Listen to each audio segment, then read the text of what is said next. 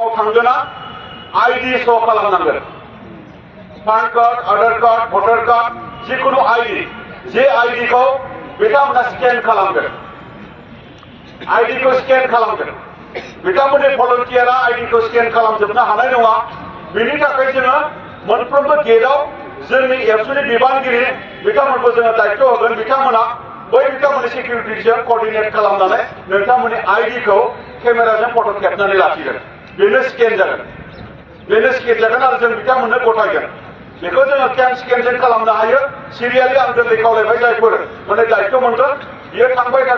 थागोन आरो गुबुन गुबुन फाइल बेबायदि खालामबानो जाबाय केम स्केन जोंनि बिबानगिरिफ्रा रोंखायो अब्लाना बेखौ पीडीएफ खालामनायाव जेबो प्रब्लेम जानाय नङा केम स्केन नोङो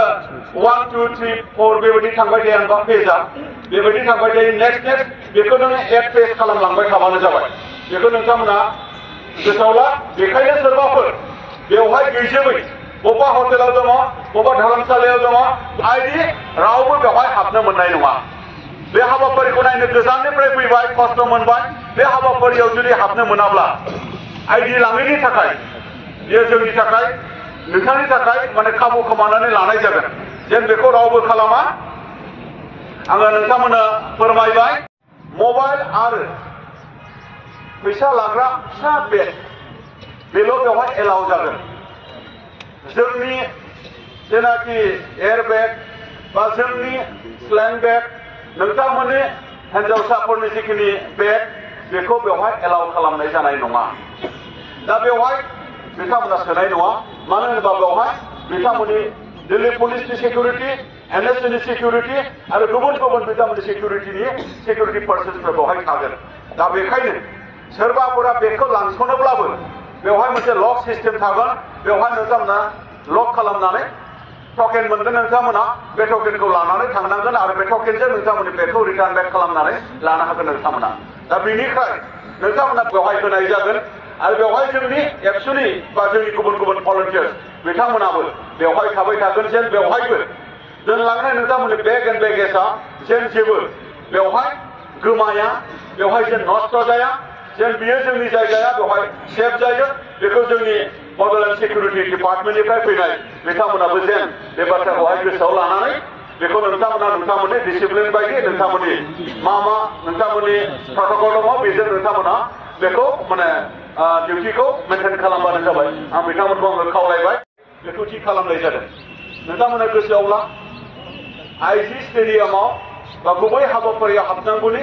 गेट नाम्बारा जाहैबाय 7 and 8 7 आरो गामोना बाहागो लागोन दा बेवहाय हाबनांगौनि थाखाय जोङो बेवहाय दरजाया गेटआ बेवहाय मोनथाम मोनब्रै थागोन नाम्बारा 7 8 ब्लाबो बिथांमोननि गिदिरथार गेट बिनि नाम्बारा आरो 7 आरो 8 दा बेवहाय जोङो फिसा फिसा स्केन खालामग्रा गेट थागोन बेवहाय दैदेनगिरि सोमावसार बसुमतारी सरनजित नार्जिनारी सोमदोन ब्रह्म आरो जिल्लानि क'क्राझार जिल्लानि गाहाय नेहाथारि काम्पा बसुमतारी चिरां जिल्लानि गाहाय नेहाथारि रेडियन नार्जारी बाक्सा जिल्लानि आफादगिरि उमेश दैमारी उदालगुरि जिल्लानि आफादगिरि कर्नेलिस दैमारी आरो गुबुन गुबुन बिबानगिरिफोरा बेवहाय थागोन आरो हिन्जावसा बिबानगिरिफोरबो थागोन दा बेखौ मानो होनाय जादों जे जोंनि जिल्लानि दैदेनगिरि बिथांमोना जोंनि प्रफेसर जोंनि लेक्सारार एबसुनि बारग' दैदेनगिरि बा साहित्यनि बारग' दैदेनगिरि जाय बिथांमोना भिआईपि बिथांमोननो भिआईपि कार्ड इस्यु खालामनाय जादों बिथांमोनखौ जोङो बे भिआईपि एन्ट्रि जेनाखि मोनसे गेट बेजों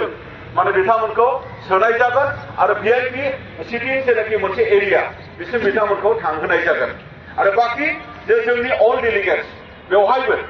जोंनि